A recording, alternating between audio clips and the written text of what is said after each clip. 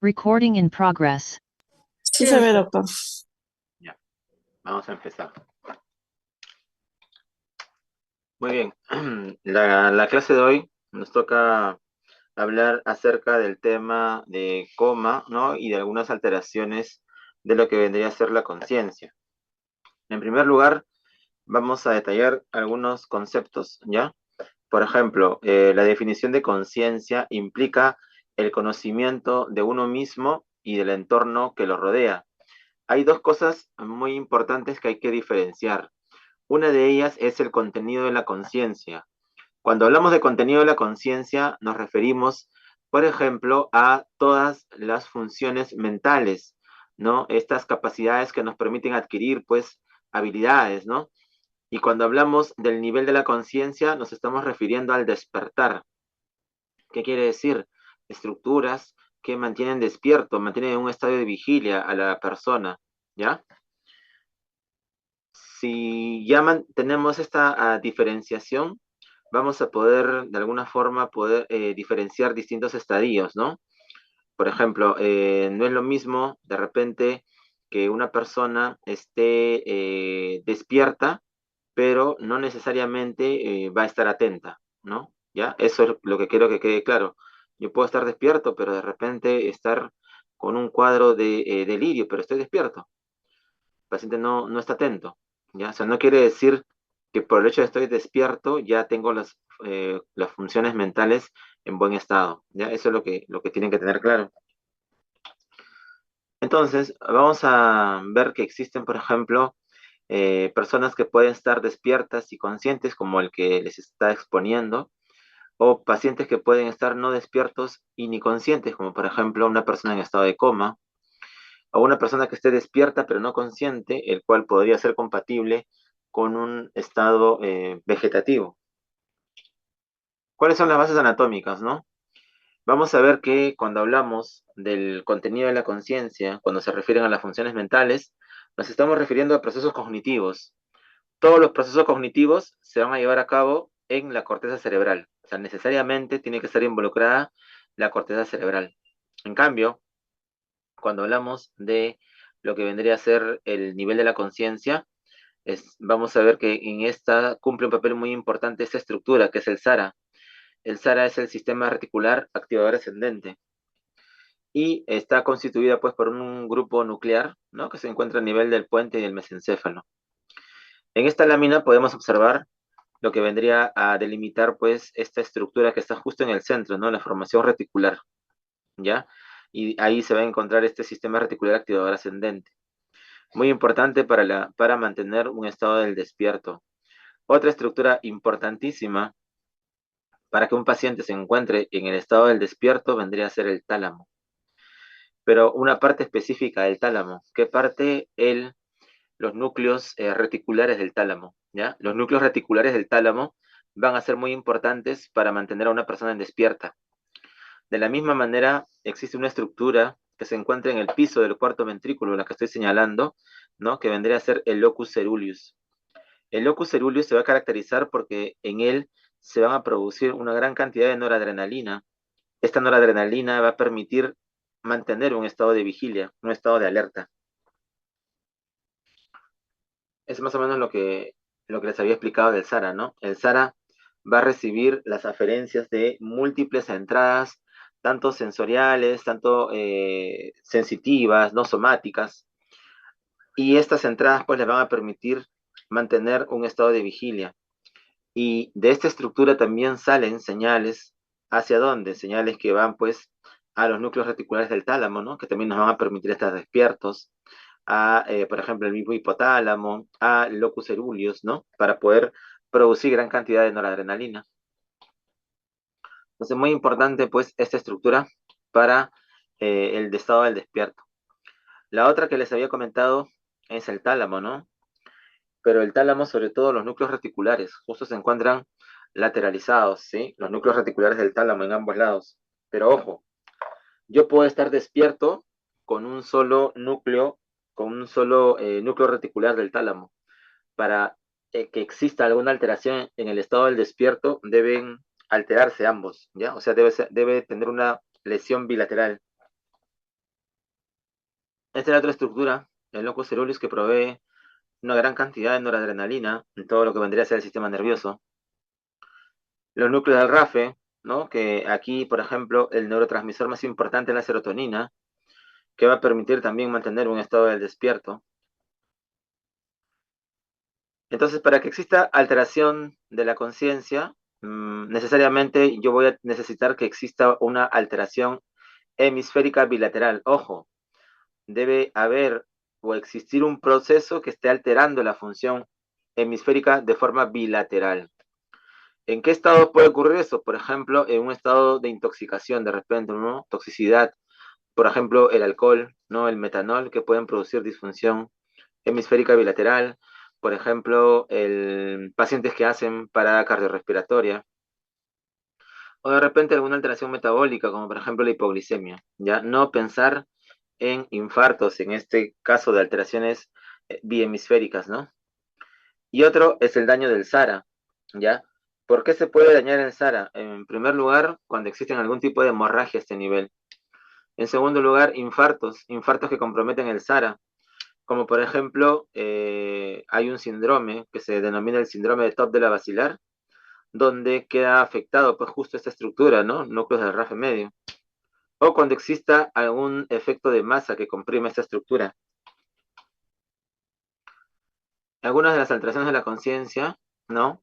Que vamos a ir describiendo conforme avancemos en esta exposición. Lo primero que vamos a hacer es definir coma, ¿ya? El coma es un estado de inconsciencia del cual el paciente no puede despertar por estímulos externos, ¿ya? O por alguna, de repente, necesidad interna.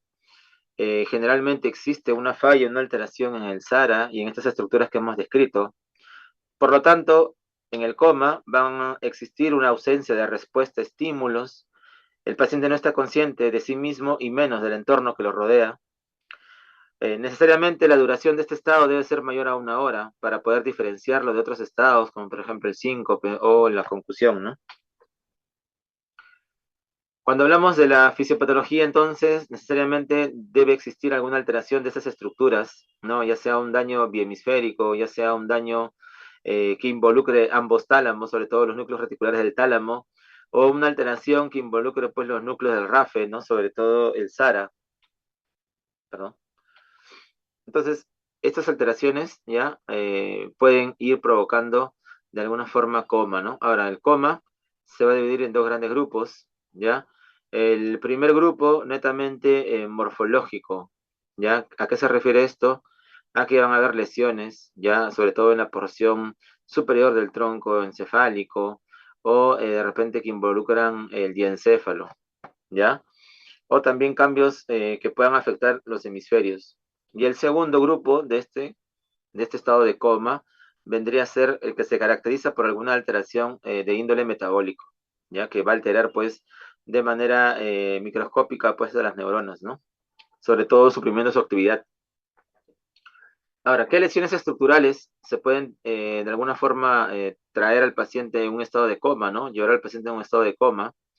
Vamos a tener masas a nivel del hemisferio cerebral, como por ejemplo tumores, abscesos, infartos extensos, ojo, hemorragias intracraneales, hemorragias subaracnoideas, hemorragias subdurales o hemorragias epidurales, ¿no? Que comprometan, en este caso, o compriman pues el hemisferio cerebral. Las lesiones por masas van a causar pues coma, ¿por qué? Porque van a comprimir el mesencéfalo y por ende el SARA, ¿ya? Por efecto de masa es que va a causar el estado de coma en estos pacientes, ¿no? Ahí, por ejemplo, están ustedes observando un paciente que ha tenido pues lo que se denomina una hemorragia, ¿no? Una hemorragia traumática, ¿no? Eh, Probablemente asociada pues a sangre, ¿no? En el espacio epidural, ¿no? Aquí estamos observando otro paciente en el cual observan también sangre en la tomografía. Es una tomografía, se observa sangre en el espacio subaracnoideo con una dilatación de los ventrículos y este paciente también está en un estado de coma, pero por una hemorragia subaracnoidea, probablemente debido a una rotura aneurismática, ¿no? Aquí también otro paciente con un sangrado, ¿ya? Este sí es un típico sangrado epidural, miren, en forma de una, como si fuera una lentejita, ¿no? Es biconvexo, a diferencia de los subdurales, que los subdurales sí tienen forma de semiluna, ¿no? Como el primer caso, ¿no? Aquí, por ejemplo, ¿no? Ven la forma parece una forma de semiluna, en cambio en este es netamente forma biconvexa, ¿no? Que también no va a producir compresión y como consecuencia alteración de las estructuras del tronco encefálico, ¿no? Sobre todo el SARA. Aquí también vemos una masa, ¿ya? Que probablemente pueda ser infecciosa o de repente tumoral. No se puede distinguir todavía porque es un estudio simple de tomografía, ¿no? Incluso sin contraste, pero se observa el edema que tiene, ¿no? El edema es toda esta hipodensidad como en dedo de guante, ¿no? Y de alguna forma también está causando desplazamiento de la línea media y como consecuencia puede ocasionar compresión de las estructuras que se encuentran por debajo del diencéfalo, ¿no? El tronco encefálico y producir coma en el paciente. Este es otro caso, ¿no? De lesión estructural. Este es un paciente pues, que ha tenido un infarto, pero es un infarto cerebral extenso, como pueden observar, ¿no? El área hipodensa compromete gran cantidad pues, del hemisferio cerebral del lado izquierdo. Y también como ustedes pueden observar, miren aquí, al inicio no había tanto desplazamiento de la línea media, pero miren ahora, la línea media está desplazada más o menos en 1,5 perdón, 15 milímetros, ¿sí? Entonces esto nos hace indicar que el paciente pues está comprimiendo las estructuras hacia abajo y ocasionando también lo que vendría a ser un estado de coma. Aquí se puede observar, ¿no? Una masa que tiene un componente sólido y en parte líquido, ¿no? Probablemente esta masa sea pues relacionada a un proceso expansivo, ya sea, por ejemplo, un tumor, ¿ya? Un tumor primario, y también que puede ocasionar compresión hacia abajo. Aquí pueden observar cómo el mesencéfalo, ¿ya? Esta estructura es el mesencéfalo, está siendo comprimido y desplazado a la vez. Entonces, también existen pues algunas lesiones que pueden involucrar destrucción del tálamo, ¿no? Por un daño directo. Y esto generalmente, ¿cuándo se va a ver? Cuando existe, por ejemplo, un proceso isquémico, una enfermedad vascular cerebral, ya sea pues a nivel del tronco encefálico, o por ejemplo hemorragias, ya que comprometan el tronco encefálico, o de repente alguna lesión traumática.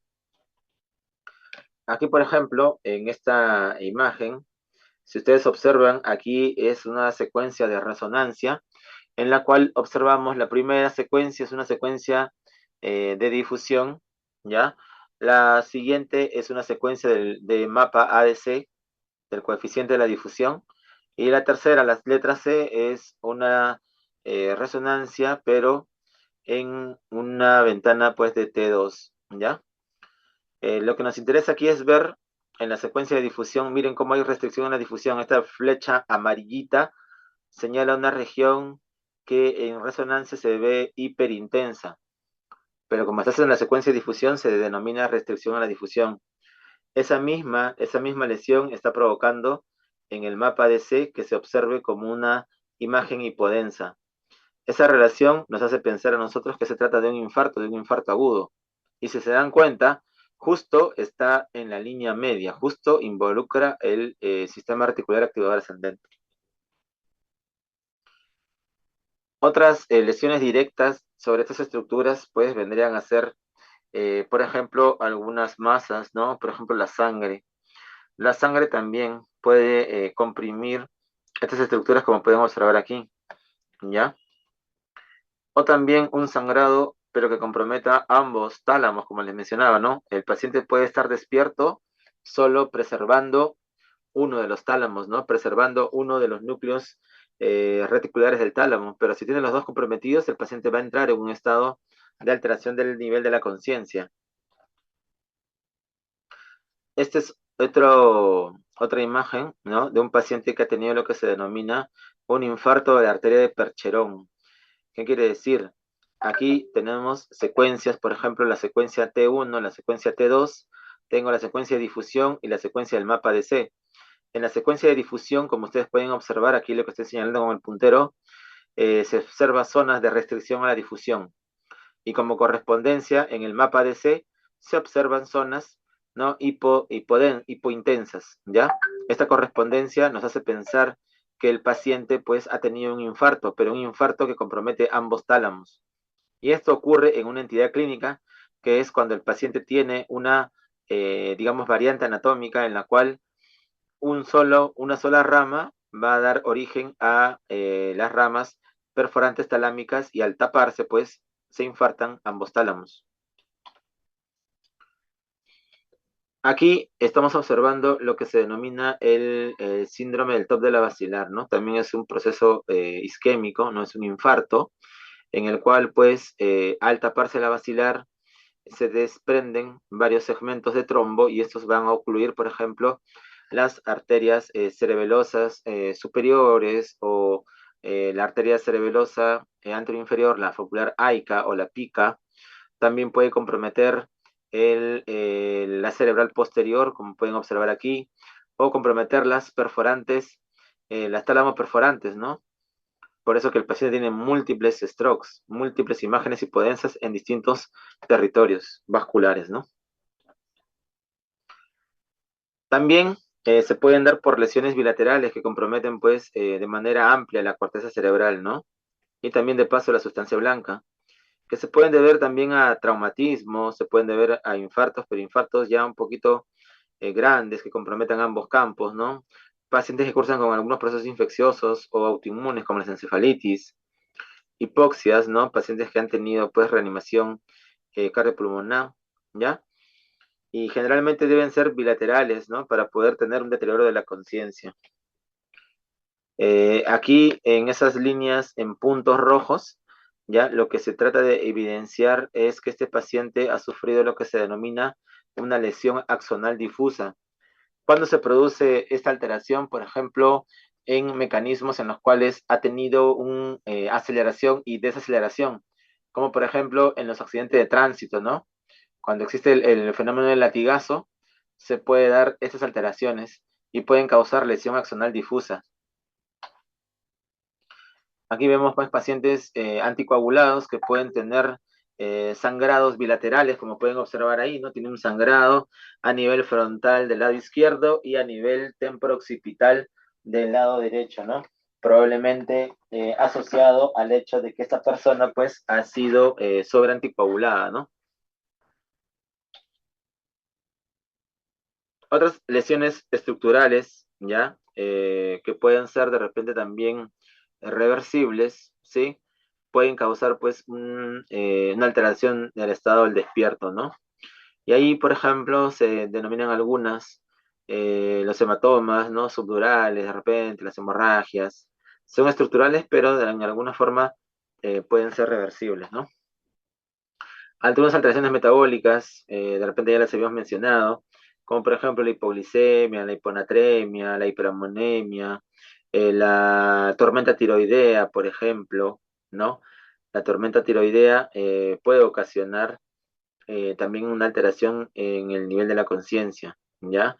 De la misma manera, por ejemplo, las encefalopatías hepáticas, ¿no? El coma mixedematoso. Otras alteraciones metabólicas, como por ejemplo algunos herbicidas, también, por ejemplo, la intoxicación por algunas drogas, ¿no? O medicación psiquiátrica, por ejemplo, la toxicidad por el alcohol, ¿no? Por el metanol. Hubo un tiempo, de repente recordarán, en el cual hubo un aumento de casos por intoxicación por metanol en los conos, porque se estaba dando en las discotecas mezclas que contenían mucho metanol, ¿no? Muchos de estos pacientes terminaron en la UCI con un cuadro de coma, ¿no? En el cual pues muchos de ellos quedaron con múltiples secuelas. Muy bien, cuando se hace la evaluación clínica es muy importante la historia de la enfermedad, ¿no? Saber cómo fue encontrado el paciente, si la alteración fue súbita o progresiva, si hay antecedente de medicación, ¿no? Porque puede ser de repente un paciente psiquiátrico que consumió algún tipo de medicamento, o de repente si el paciente ha tenido fiebre o ha estado consumiendo antibióticos, ¿no? De repente pensar en algún germen de la comunidad que pueda estar causando de repente una meningitis bacteriana. Por eso también se usan muchas escalas, ¿no? Para que la exploración sea más objetiva, ¿no? Y no sea afectada por la subjetividad.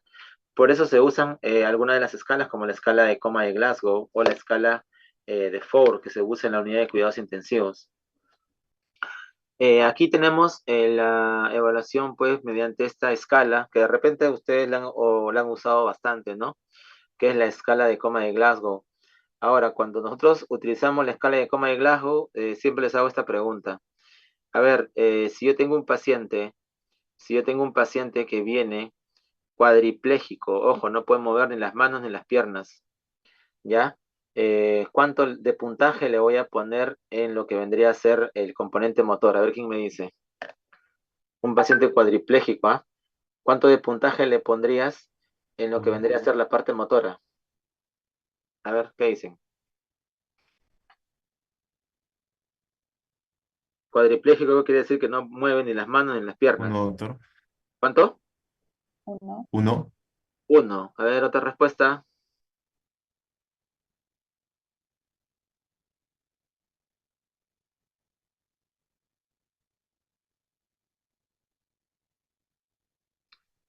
Siempre les hago esta pregunta porque creo que es necesario aclarar este punto, ¿no?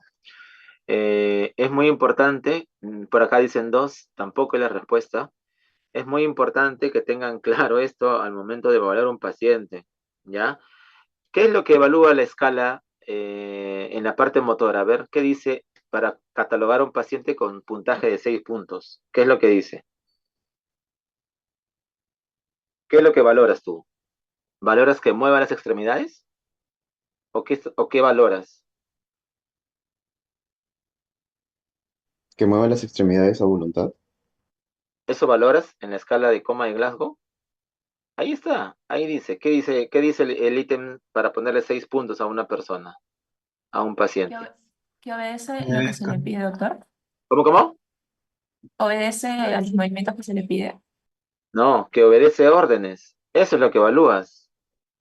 Yo a, Ujú. un- yo a un paciente que tiene una cuadriplejía, pero que sí mueve la boca, que sí mueve la lengua, que sí mueve los ojos, no, que me habla, yo le puedo decir, señor, saque la lengua, señor, cierre los ojos, abre la boca y saca la lengua. Y si la persona realiza el acto, ¿no? La pregunta es, ¿cuánto le vas a poner? ¿Le vas a poner uno o le vas a poner 6?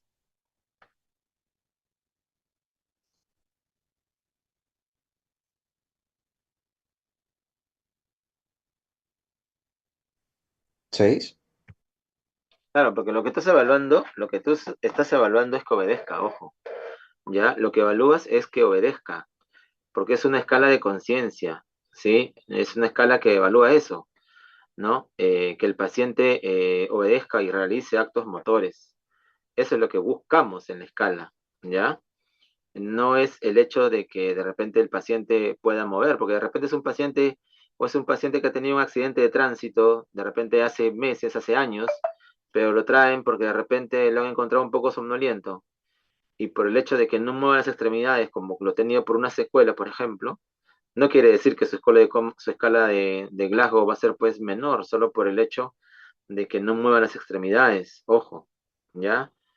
Entonces, eso es lo que tienen que tener ahí. Ya después uno va a valorar de repente en el lenguaje, ¿no? Es muy diferente, ¿no? Ahí evalúas la orientación, si está confundido, pero en sí lo que evaluamos pues van a ser que el paciente obedezca, ¿ya? Que el paciente obedezca órdenes.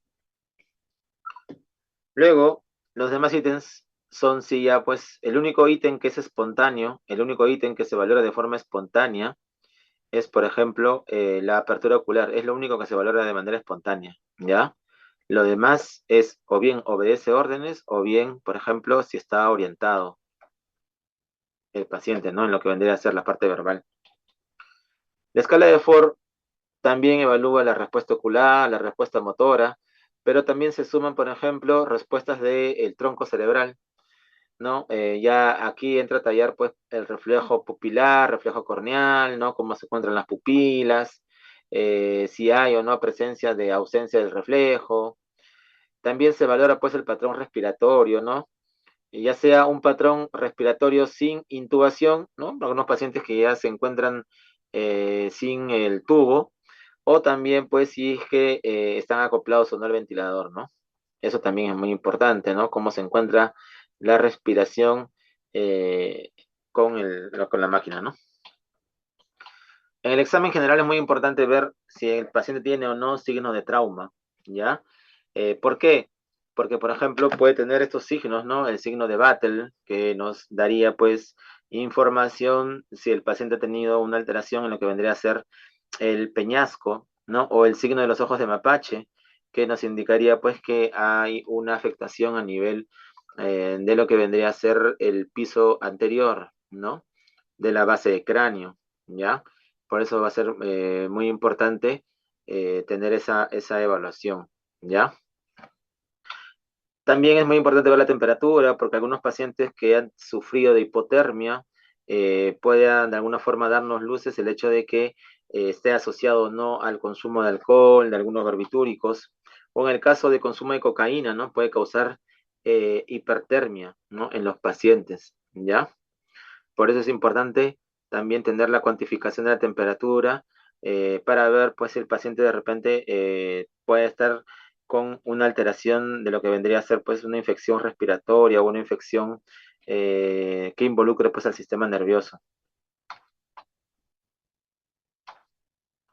En el examen general va a ser importante también valorar el hecho de cómo se encuentra la piel, porque el hecho de que de repente el paciente tenga o se sospeche un consumo de repente de barbitúricos o anticolinérgicos, la piel pues, va a estar seca, ¿ya? De la misma manera también el aliento puede aportar en el hecho de que, por ejemplo, si estamos sospechando que la causa del coma en el paciente sea una alteración relacionada con diabetes, ¿no? El paciente puede tener un aroma afrutado, ¿ya? El aroma afrutado nos indica, pues, cetocidosis, por ejemplo, ¿ya? De la misma manera también el olor a pescado, muchas veces indicativo de una falla hepática, o el olor a ajo, ¿no? En pacientes que ha sufrido una intoxicación por los órganos fosforados, ¿ya? También nos daría de alguna forma una aproximación, ¿ya?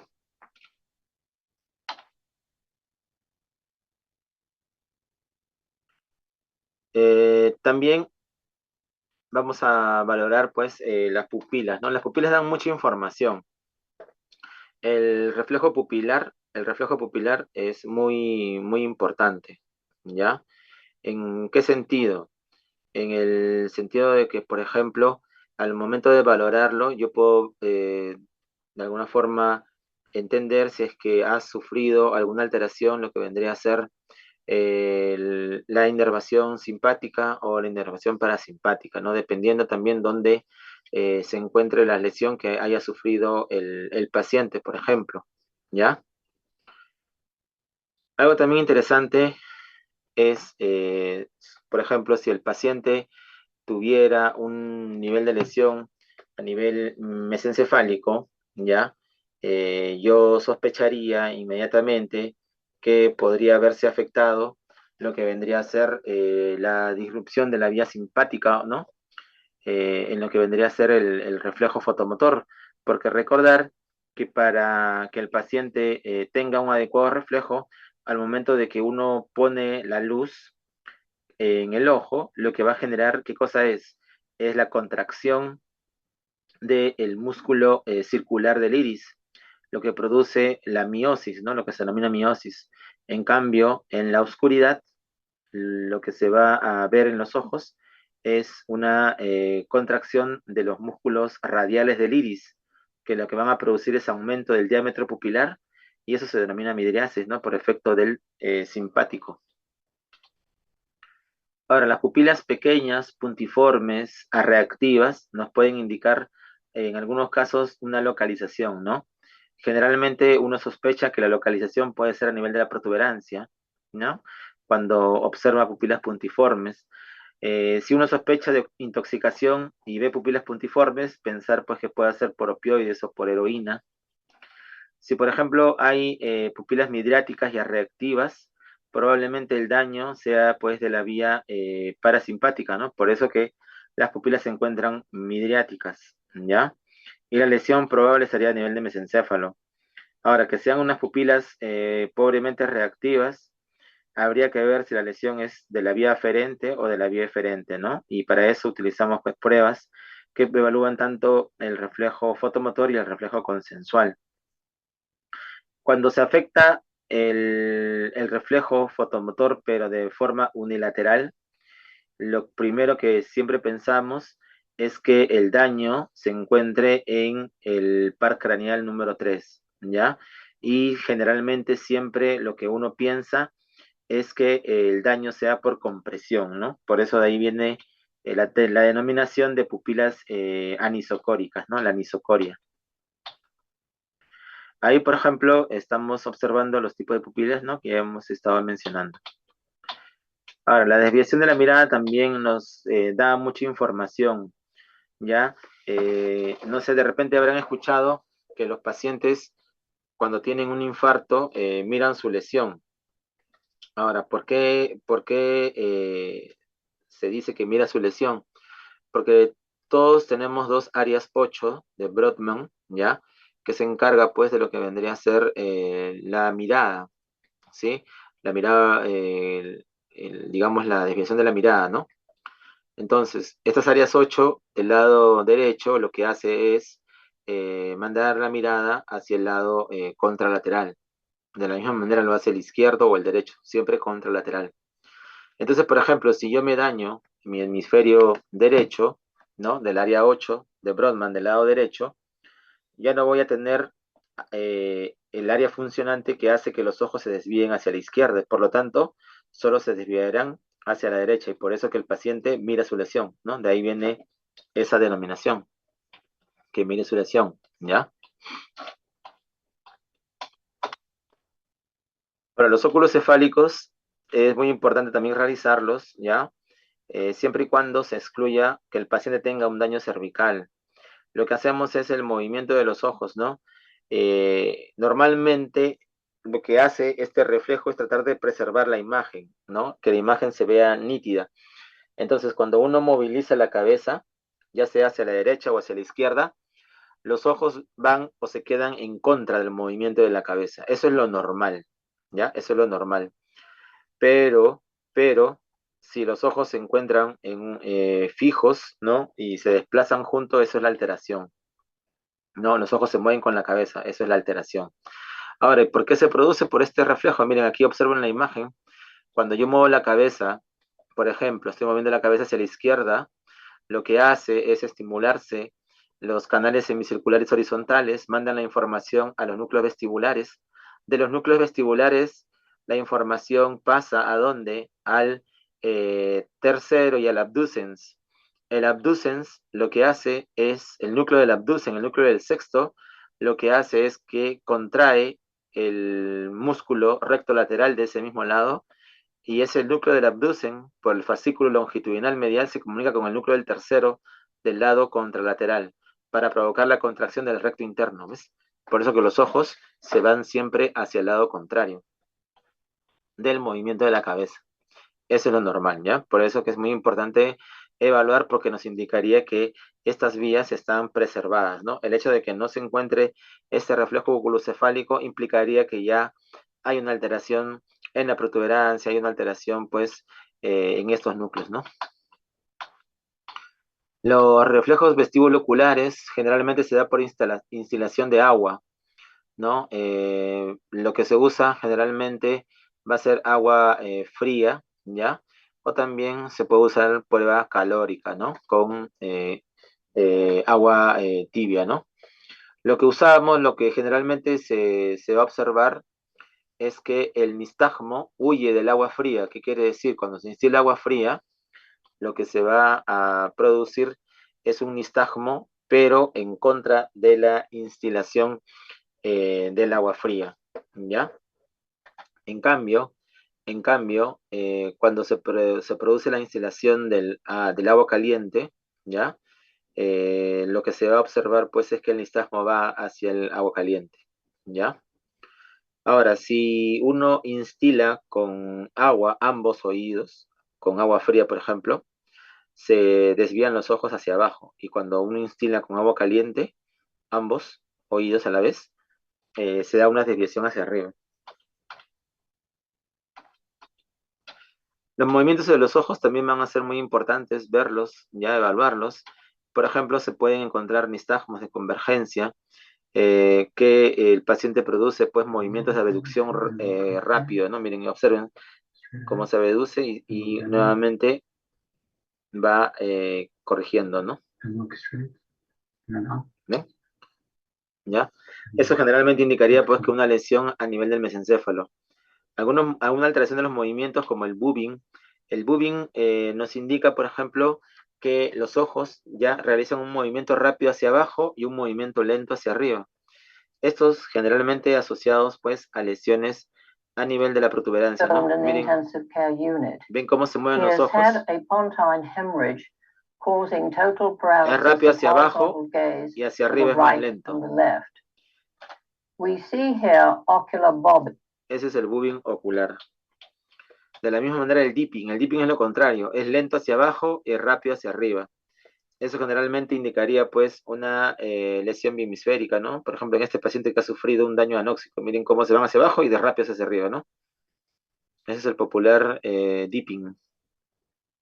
Miren, lento hacia abajo, rápido hacia arriba. Bueno, en el examen motor va a ser muy importante ver algunas de las posturas, ¿no? Una de las posturas que uno va a valorar es la postura del decorticado. En la postura del decorticado se produce una flexión de los codos, las muñecas, los dedos, ¿no? Generalmente porque hay una lesión por encima del núcleo rojo, ¿ya? ¿Esto qué quiere decir? Que hay una interrupción de la influencia cortical hacia estos núcleos. Y como se preserva el núcleo rojo y sus salidas, ¿ya? El tacto rubroespinal, el retículo espinal, el vestíbulo espinal, por eso que el paciente genera esa contracción en flexión de los miembros superiores, ¿no? Lo ven así como en el cuadro. En cambio, en la descerebración, lo que se va a producir, pues, es lo que se denomina una extensión de codos, una extensión prácticamente de todo, las extremidades, y esta lesión generalmente es una lesión por debajo del núcleo rojo.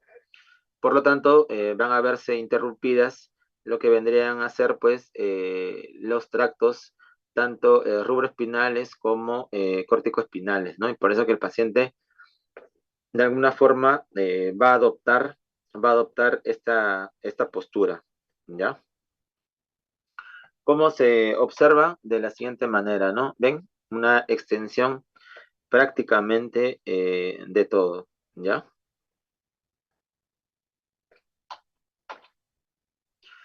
Ahí están ambas posturas, ¿ya? Que se pueden identificar en los pacientes, pues, que han presentado algunos de estas alteraciones, ¿ya? Generalmente se van a manifestar cuando se implique o se aplique dolor. El patrón respiratorio, ¿sí? No tiene un valor localizador, de repente pueda ayudar en algunos tipos, ¿no? Sobre todo cuando se asocian a otras entidades clínicas, como por ejemplo pacientes que están en coma diabético, ¿no? Las respiraciones acidóticas, ¿ya? Eso lo vamos a ir chequeando, ¿no? Por ejemplo, ahí hay algunos tipos de respiración, ¿no? La famosa apnéustica, la de Cheyne-Stokes, por ejemplo, ¿no? En clusters o la neurogénica. La neurogénica, sobre todo, se puede ver en pacientes que están teniendo lo que se denomina un ataque muchas veces de ansiedad, ¿no? Y tienen este patrón respiratorio. O como, por ejemplo, la respiración acidótica, ¿no? La de Cheyne-Stokes, en la cual el paciente pues empieza a hacer este tipo de respiración, ¿no? Que va increciendo, ¿no? Que son profundas y va botando, ¿no? Va tratando de eliminar el CO2. ¿Por qué? Porque al estar acidótico, la única forma que tiene para poder balancear el estado ácido-base es tratando de eliminar pues CO2, ¿no? Y por eso es que adquiere pues este patrón respiratorio. Algunas entidades clínicas que vale la pena resaltar, ¿no? En lo que vendría a ser esta sesión. Una de ellas es diferenciar pues lo que vendría a ser la muerte encefálica, ¿no? La muerte encefálica está en relación a un cese permanente, ¿ya? Un cese permanente e irreversible, pues, de las funciones corticales, ¿no? Las funciones del individuo, ¿no? Que le permiten, pues, realizar, por ejemplo, funciones mentales, ¿no? Esto va a alterar muchas de las funciones, sobre todo a nivel neuroendocrino, a nivel respiratorio. El paciente, pues, ya tiene ausencia de los reflejos de tronco encefálico. Por eso que es muy importante valorar estos estados, ya sea pues con una adecuada examen pues neurológico, ¿no? Es por eso que cuando se sospecha de este estado, inmediatamente se llama pues a el neurólogo. ¿Para qué? Para poder dar el certificado, ¿no? Ya que muchos de estos pacientes pueden ser donadores potenciales de órganos, ¿no? ¿Ves? Por eso que es muy importante la valoración, ¿no? Para determinar si se encuentra o no en un cuadro de muerte encefálica. El estado vegetativo está en relación a una disociación entre el despertar, que está preservado porque el paciente tiene, ¿no? Ciclos de sueño-vigilia, pero su conciencia de entorno está ausente, ¿ya? Generalmente, pues, va a tener algunas funciones reflejas, tanto auditivas, motoras, visuales, ¿sí? Pero el paciente no es consciente, ¿ya? No emite respuestas emocionales muchas veces. Hay algunos criterios, ¿no? Para este estado vegetativo. Lo primero es que no tenga conciencia, ¿no? De sí mismo ni del entorno que lo rodea, no interactúa, ya no hay respuestas sostenidas o reproducibles que tengan un propósito. El paciente pues no hay comprensión ni expresión del lenguaje, lo que sí hay ciclos sueño-vigilia, ¿no? Se despierta, se levanta, se despierta, se levanta. Muchas de las funciones autonómicas están preservadas, va a padecer de incontinencia, ¿no? Porque no hay una regulación ahí a nivel de los reflejos, ¿ya? Y muchas veces ya tiene preservados reflejos espinales o craneales, ¿no? Ahora, existen algunas diferencias entre distintos estados vegetativos, ¿ya? Como por ejemplo el estado vegetativo persistente y el estado vegetativo permanente. El persistente dura más de un mes, ¿ya? Y el permanente generalmente si es un daño traumático, ¿no? Es el que dura más de un año, ¿no? Post el trauma.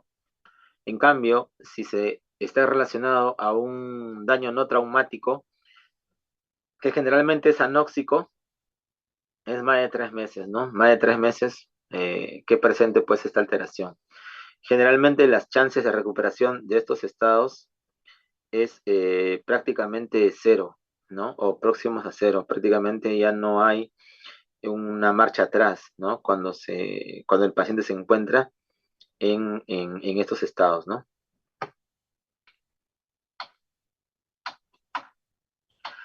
También existe lo que se denomina el estado de mínima conciencia, ¿ya?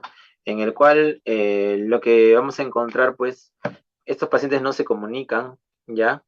Pero hay algunos signos de respuesta, ¿no?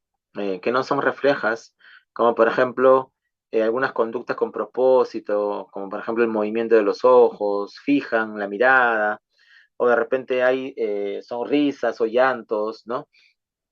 Ante determinados estímulos, ¿no? O de repente agarra objetos, vocaliza, puede de repente seguir alguna orden simple, ¿no? Y también puede haber algún tipo de gesticulación, una respuesta sí y no, ¿ya? Pero una verbalización ininteligible.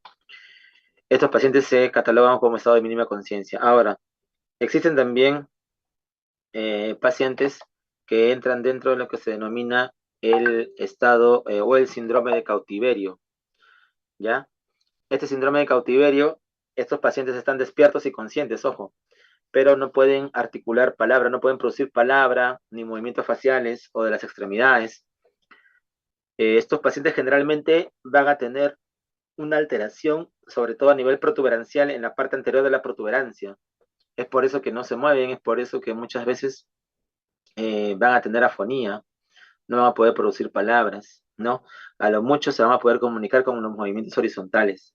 Pero el paciente entiende, el paciente escucha, el paciente muchas veces va a llorar porque sabe o se da cuenta que no puede moverse, que no puede expresarse, pero sí es consciente, pues, ¿no? De todo lo que está sucediendo a su entorno.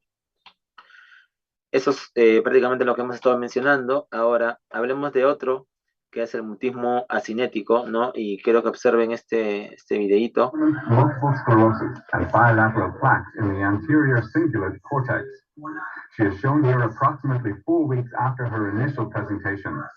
On neurologic examination, there is marked spasticity of the upper and lower extremities. The left arm is moving, but the movements are uncoordinated and choreiform. The right arm is held in a flexion-contracture. She is not responding to loud hand claps or to being called by her name. She is unable to follow a command, even if imitated. As an alternative to the mirror test, an attempt to have her fixate using the first page of a newspaper is not successful. Brief fixation may be seen, but it is not consistent and ambiguous. En este estado de mutismo akinético, el paciente no habla, el paciente no tiene movimientos, pareciera pues que está dormido, tiene ciclos sueños vigilias, puede seguir en algún caso objetos móviles, ¿ya? Pero lo que es característico es que no hay movimiento voluntario, ¿sí? El paciente pues está en un grado de abulia total, no apatía prácticamente, ¿ya? No controla esfínteres. Y esto se da cuando hay una lesión frontal anterior bilateral de la parte mesial de los lóbulos frontales, ¿no? El delirium más bien es un cuadro de alteración de la conciencia fluctuante, ¿no? Muchas veces alterada la atención, es de siempre, en la mayoría de casos, de inicio agudo. El paciente puede presentar un delirio hiperactivo, en el cual está inquieto, tiene agitación motora, o un estado de delirio hipoactivo, en el cual pues hay mucha disminución de la actividad motora, el paciente está somnoliento, letárgico, ¿sí? O también formas de delirio en las cuales se puede combinar, ¿no? Hay una combinación, ¿ya? De la misma manera, el paciente en este caso va a tener una alteración muchas veces de las vías colinérgicas, por eso es que está afectada la atención. Algunos factores predisponentes y precipitantes de este cuadro clínico de delirio, ¿no? Por ejemplo, un paciente que está con privación de sueño, o por ejemplo que está con una infección, con fiebre, sobre todo los abuelitos, ¿no? Que tienen de repente anemia o retención urinaria por hipertrofia benigna de próstata o un dolor crónico, ¿no? Pueden sufrir de este cuadro. De la misma manera, el hecho de ser varones nos predispone a presentar delirio, el hecho de tener demencia, o tener una edad mayor de 65 años, tener enfermedades terminales, o tener, por ejemplo, síntomas depresivos, o estar utilizando alguna medicación psicoactiva como benzodiazepinas, nos puede predisponer a un estado de delirio, ¿no? El síncope. ¿Qué es el síncope? El síncope es una alteración, pero transitoria, ¿no? Hay una pérdida de conciencia súbita, breve, con recuperación completa y espontánea. Esto generalmente se da por un hipoflujo generalizado, ¿no? Hay un estado de hipoflujo. Generalmente las causas pueden ser vasovagales, cardíacas o por hipotensión ortostática, ¿no? Hay que identificar la causa del síncope, generalmente asociado pues a un síncope cardiogénico, o de repente pacientes que tienen enfermedad de Parkinson y están con hipotensión ortostática, o pacientes que tienen diabetes mellitus, ¿no? Pueden cursar con estos cuadros de síncope. Muy bien, esto vendría a ser en relación a la clase